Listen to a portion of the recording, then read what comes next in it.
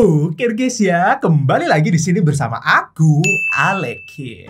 Halo semuanya para bocil kematian yang demen nyuruh Alekin bahas film horor karena kalian pada takut kan nonton sendirian. Eits, kalian udah gak sabar kan buat tahu AO Oni versi jebrotnya yang gak kalah tegang dan bikin kalian gak bisa tidur. Gimana nih kabarnya kalian semua? Apakah kalian berhasil menamatkan puasa full sampai lebaran? Buat yang berhasil tamat, selamat. GGWP buat kalian. Tapi yang belum, ente-ente ya, dicoba lagi tahun depan. Harus bisa ya adits-adits terkedits-kedits. Karena hari ini Alekin mau ngelanjutin film yang berjudul AO Oni, kedua keluaran tahun 2015. Film ini diadaptasi langsung dari game horor Jepang berjudul sama yang pernah hits tahun 2008-an. Filmnya ini punya alur mirip banget sama Prat Bahulanya, makanya kalian harus nonton yang Prat satunya dulu biar nggak gagal paham. Link tonton Prat satunya ada di kolom di deskripsi ya. Sebelum nonton ini pastiin kalian udah nonton Prat satunya. Karena kalau enggak, nanti monster titan biru Dakjal bakal nyamperin kalian loh. Ayo. Eits, tapi peringatan dulu, video ini mengandung full spoiler. Jangan lupa ambil camilan lebaran bapak. Asik, banyak. Ambil satu aja kue lebarannya, anak koplak. Buat posisi kayang. And welcome to upload Alekin Plot.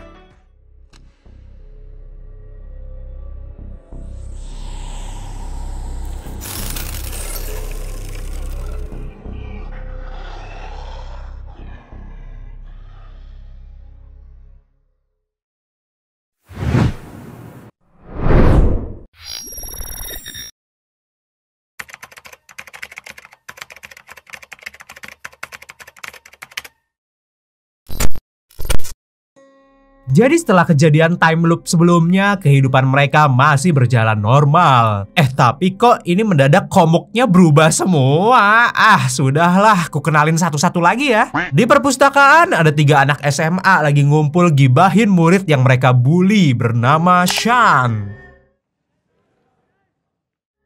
Sedangkan cowok rambut jerami ini bernama Takuro, kang begal sekolah yang juga pembulinya Shan guys. Takuro ngerampas HP yang dibawa si ubanan bernama Takeshi yang sempat ngefoto aksi pembulian mereka. Di dalam banyaknya foto ada sebuah foto tentang penjara kosong yang pengen banget si Takeshi datengin. Tapi katanya penjara itu dihuni monster Blueberry Titan yang dirumorin pernah ngemukbang 2 orang yang terakhir kesana guys. Tapi sialnya Mika dan Takuro malah tertarik ngunjungin penjara buat ngevlog biar viral.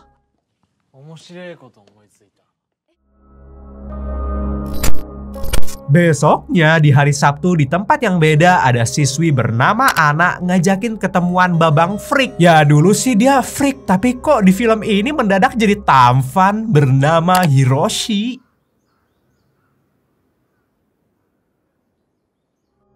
Ana adalah bestinya si Shan yang mau bilang terima kasih ke Hiroshi yang udah jenguk si Shan kapan hari. Pas lagi ngobrol, Hiroshi yang obses akut sama serangga malah salah fokus sama kupu-kupu biru yang lagi terbang guys. Hiroshi auto ngejar kupu-kupu yang mau diajarin koleksi di rumahnya dong. Sampai bikin Ana ikutan ngejar dia yang ujung-ujungnya malah nyampe ke penjara kosong itu guys.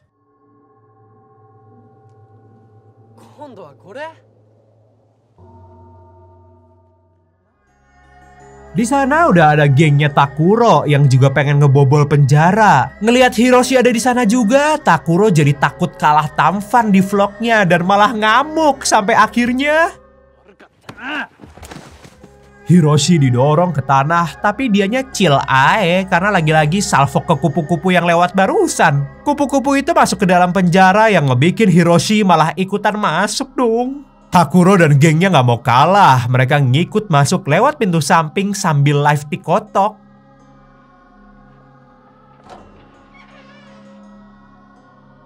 Sedangkan Ana yang kebelet modal nggak jadi masuk dan milih buat pergi ae mumpung bisa lihat live si Takuro dari rumahnya. 3 sekawan masuk ke dalam penjara yang segelap alam kubur. Takeshi yang pernah magang di PLN langsung ngeluarin skill benerin listrik dan akhirnya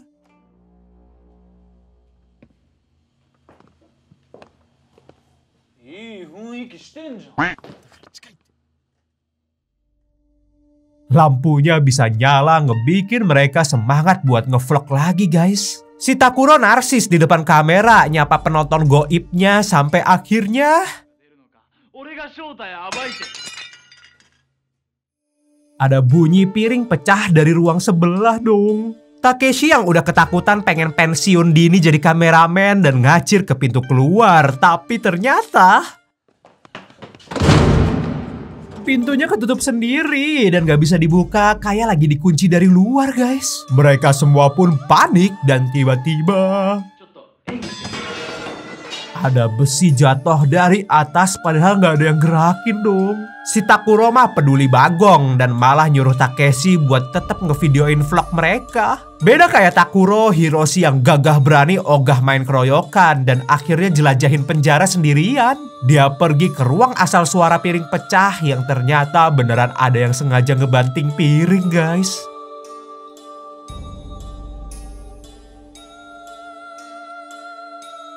Belum aja kelar nyelidikin piring, dia dengar suara teriakan Takeshi di ruang tengah. Tanpa Takuro dan Mika tahu, Takeshi nggak sengaja ngeliat penampakan nyala di ujung lorong dong.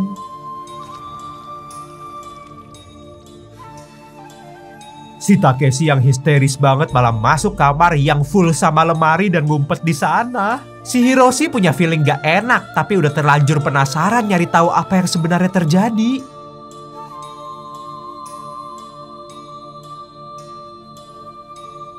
Di sisi lain, karena udah nggak tahan, Ana akhirnya nggak bisa pulang dan milih mampir ke rumahnya Shan lah buat minjem jamban. Sehabis beres modal di jambannya Shan yang penuh dengan kerak Ana pengen nanyain kabar Shan yang udah lama nggak sekolah gara-gara kena mental dibully mulu sama si Takuro. Karena tiap kali ngeliat Shan, Ana selalu keinget sama almarhum adeknya yang juga korban bully Takuro. Saking gak kuatnya dibully, adeknya Ana sampai ngediskon nyawanya sendiri dong. Ana pengen ngesuprot Shan biar mau balik sekolah sambil ngobrolin game buatannya Shan. Si korban bully bikin game horor yang isinya survival gitu guys. Pemain harus bisa keluar dari sebuah rumah yang berisi monster jahat yang mau ngemakanin mereka. Dalam game itu, si Shan sengaja namain tokoh bernama Takuro yang mirip banget sama Takuro si Kang Bully dong. Balik lagi ke Mika dan Takuro yang pergi nyariin Takeshi yang malah main petak umpet dadakan. Waktu Mika masuk ke kamar mandi, dia ngelihat wastafel yang penuh dan ada benda misterius ngambang-ngambang gitu. Pas wastafelnya dikuras, dia ngelihat ada obeng nganggur yang langsung diambil buat jaga-jaga kalau ada musuh meresahkan.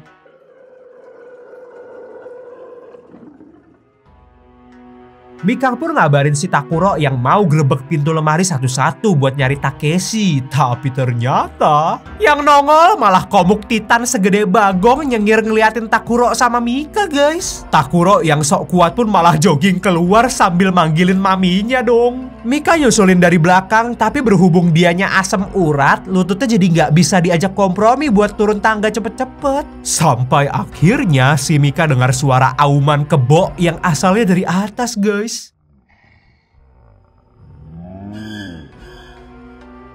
Itu si monster dari lemari tadi yang ternyata bisa jalan dan mau mengejar Mika. Mendadak si Mika pun kerasukan Naruto sampai bisa Hiraisin meluncur ke bawah sambil istighfar mulu. Suara kebo itu pun semakin dekat padahal tangganya udah kayak cinta kasih ibu yang gak habis-habis. Akhirnya ceker si Mika meleot sampai dia keseleo guys. Si monster pun tebar pesona deketin dia. Mika pun ngayunin obeng itu sampai akhirnya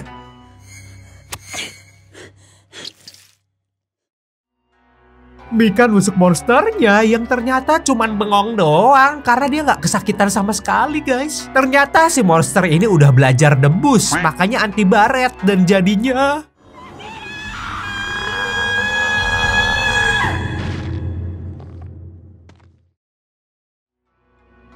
di sisinya Ana dan Shan, sekarang mereka lagi nontonin live-nya Takuro. Tapi kaget banget ngelihat HP Takuro kok ada di tangannya Hiroshi dong. Hiroshi yang biasanya moodnya selempeng karpet, sekarang lagi minta lontong ke penonton buat nyelamatin mereka. Shan pun khawatir sehabis lihat live-nya Hiroshi yang ternyata mirip banget sama denah game buatannya guys. Shan yakin banget kalau Hiroshi dan gamenya saling terhubung dong. Yang itu artinya game buatan Shan berubah jadi kenyataan.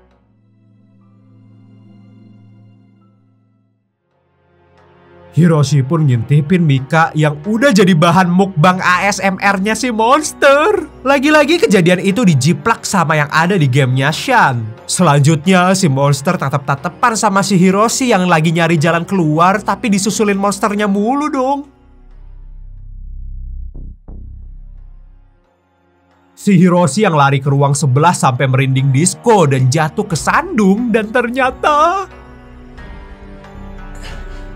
udelnya kecoblos remahan rengginang yang bikin dia berdarah-darah, guys. Hiroshi mengabaikan lukanya dan terus berlari sampai jatuhin HP-nya ngebikin Ana dan Shan gak bisa lagi lihat vlognya, guys. Hiroshi yang udah seloyo bihun rebus pun tiba-tiba digeret masuk ke ruang kosong sama Takuro yang dari tadi ngumpet di situ.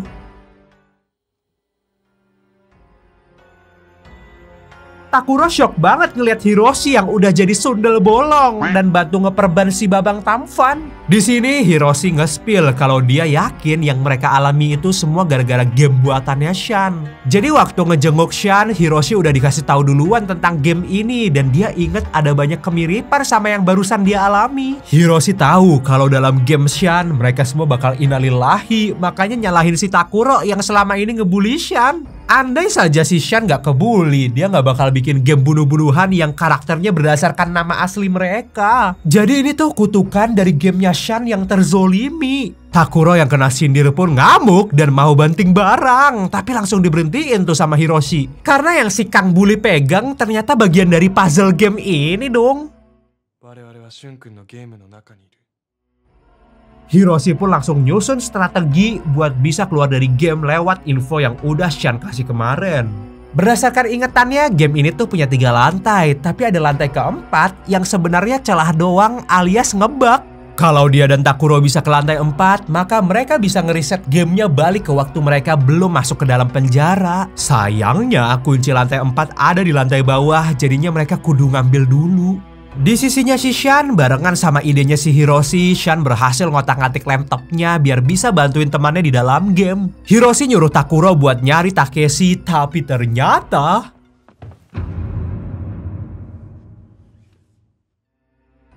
si Takeshi udah jadi varian bubblegum karena nge-cosplay si monster biar gak jadi target, guys. Dia pikir kalau berdandan mirip jadi si monster bakal ngira kalau dia itu keluarganya. Takeshi pun ogah ngikut Takuro karena takut dijadiin umpan mirip nasibnya si Mika tadi. Akhirnya Takuro pun meninggalkan Takeshi yang udah sinting ketawa ketiwi sendiri dong.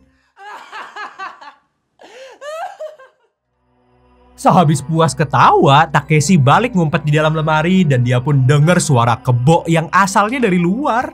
Dan gak lama pintu lemari malah kebuka nunjukin monster yang ngajakin main cilukba.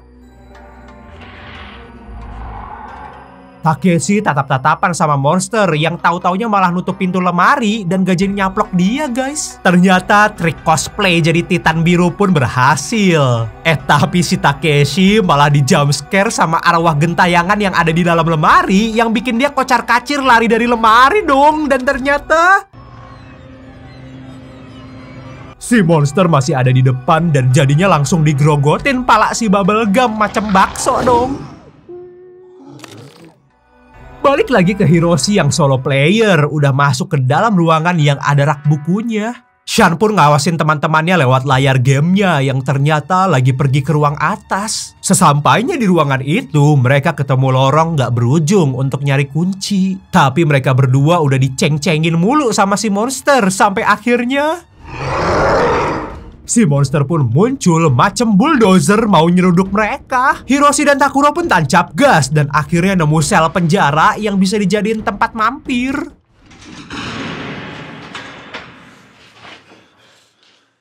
Mereka pun healing bentar mumpung masih dikasih umur sama yang maha kuasa. Tapi tiba-tiba monsternya muncul ngejengukin mereka yang langsung jadi histeria dong. Monster itu pengen ngedobrak besi, tapi untungnya karena mager, dia nggak berhasil dan akhirnya pergi. Hiroshi pun mengira kalau mereka bisa nyantai dulu nggak sih, karena si monster nggak bisa nerobos penjara. Tapi kata Sean, dia baru kemarin nggak update gamenya, makanya bakal ada rintangan lain guys. Akhirnya si duo jalan ke tempat baru yang mirip bunker berlantai 2. Dan tiba-tiba mereka dengar suara cit-citan, tapi bukan dari tikus, karena ternyata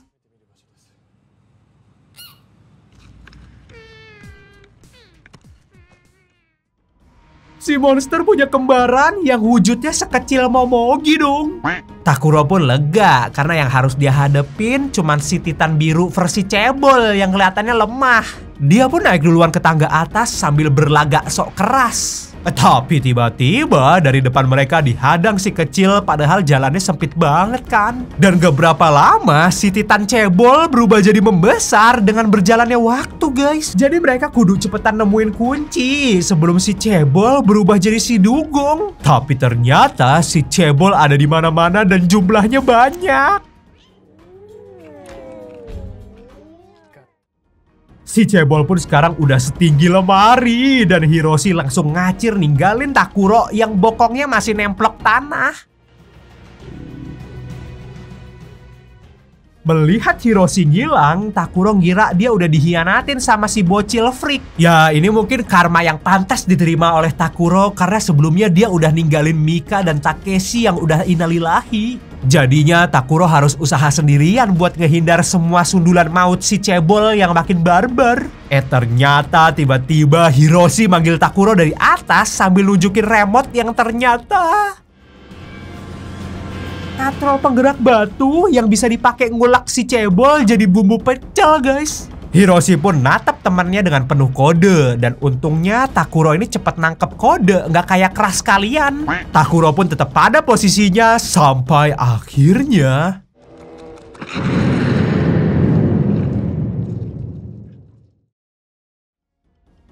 si monster cebol pun jadi almarhum ketindih batu yang kini bentukannya udah kayak adonan tahu bulat.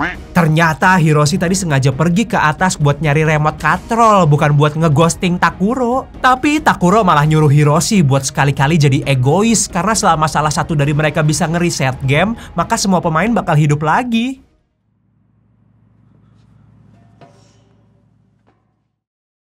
Duo ini pun lanjut gerak nelusurin lorong yang semakin gelap. Mereka pun nemu cahaya ilahi yang asalnya dari sini guys.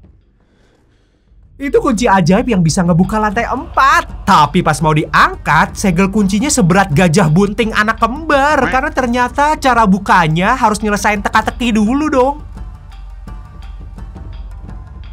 Hiroshi pun nempelin puzzle yang dia bawa ke layar monitor yang nunjukin angka 2685. Tapi Hiroshi yakin ini pasti jebakan Batman karena ngerasa janggal kenapa teka-teki buat dapetin kunci itu gampang banget. Hiroshi pun berusaha niru cara pikir Sean yang sama-sama jenius dan ngebalik puzzle itu sampai akhirnya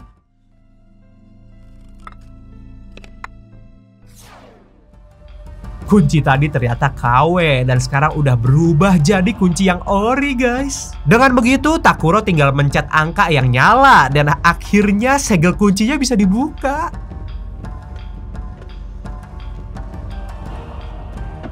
Takuro yang girang pun secara refleks malah selebrasi nabok perutnya Hiroshi sambil berucap "Shoo", yang ternyata malah bikin luka di perut Hiroshi makin pedih.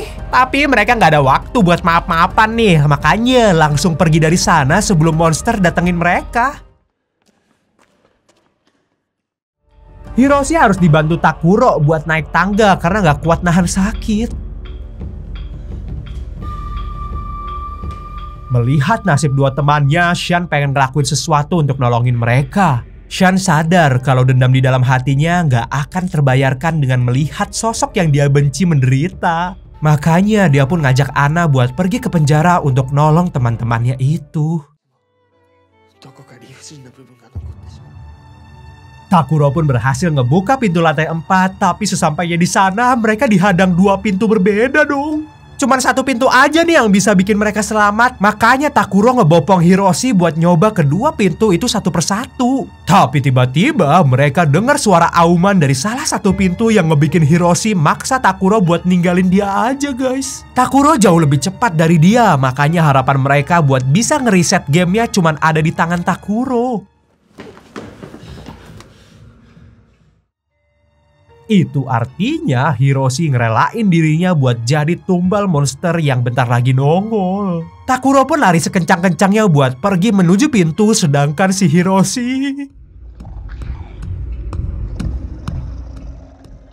dia mengikhlaskan dirinya buat kelak berakhir jadi ee-nya si monster biru guys.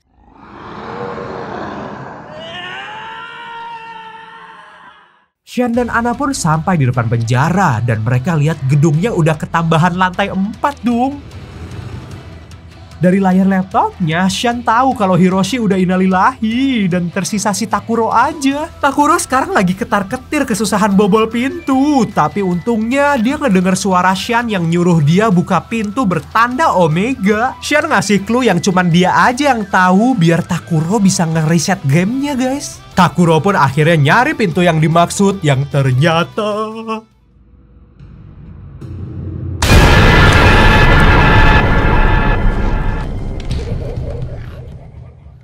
justru pintu yang ada di belakangnya si monster dong. Dengan prinsip hidup seperti Larry, Takuro pun ngegas baiklah lari ke sana dan akhirnya dia berhasil belusukan ke bawah lewatin si monster yang mengkaget karena nggak bisa nangkep Takuro guys, dan jadinya Takuro berhasil buka pintunya dan langsung disambut sama cahaya ilahi yang bikin dia balik ke momen sebelum masuk penjara dong. Takuro seneng banget ngeliat Takeshi dan Mika di hadapannya yang masih sehat walafiat. Hiroshi! Woi Hiroshi! Takuro pun langsung nyari Hiroshi yang lagi asik ngejar kupu-kupu, dan ternyata si babang freak ini masih sekece biasanya guys. Anna dan Shen pun langsung sujud syukur bisa nyaksin teman-temannya hidup lagi dan si Takuro udah tobat nggak lagi jadi kang begal sekolah. Alias pembulian di atas sekolah harus dihapuskan karena tidak sesuai dengan pri kemanusiaan dan peri keadilan. Tamat! Oh.